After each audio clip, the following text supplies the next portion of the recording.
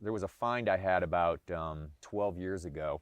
I was looking through an old magazine and it had classified ads in the back of it. And I'm looking through and it's like Indian Chief, you know, $1,500 or Indian Scout, $300. It was like from the 70s or something, you know, and I'm like, oh my God, wouldn't it be amazing if you could just call these ads and these people were still around. And I thought, you know, why can't I call these ads? Why can't I? So I spent a day calling the ads in the back of this publication, and a guy answered the phone and he's like, yeah, I've got a couple Indians. And I'm like, really?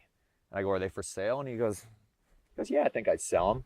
So we go out to the garage and he's got the two bikes sitting there, and they were privateer hill climbers. Somebody had taken a Chief, it had an alcohol burning carb on it. Someone had taken a Scout and made it into a hill climber.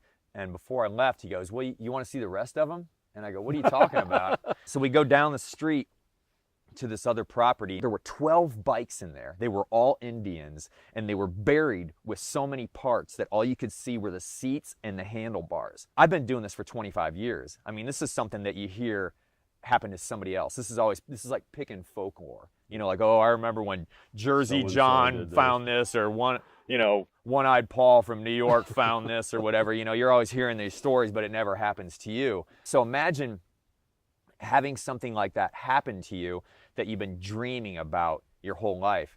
And that was what it was like, because once you're dreaming about something like that, you know the way it's going to smell. You know the way your eyes are going to have to adjust to the light once you get into the barn. The guy, you know, that's standing there that's going to sell you the stuff, you've seen him before a million times, you know, in these visions, in these dreams. So I go in there and I'm like, would you sell these? And he's like, yeah, I might sell those. I said, I'll be back. So I drove back to Iowa, and I'm driving through the mountains through Pennsylvania.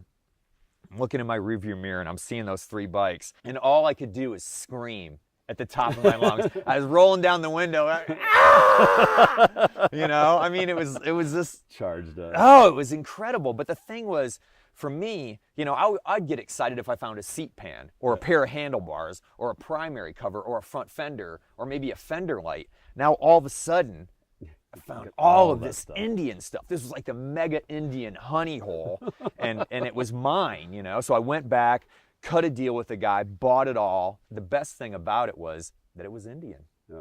I was into the bikes before I even owned one. Everybody wants to own an Indian. Yeah. Everybody does, you know. And that's what's going to be cool about what's happening right now is everybody can, yeah. You know. And it's going to be something that's true blue, that's cool, that's going to be something they can put their hands on. It's not going to be a dream for them. It's actually going to be something they can ride.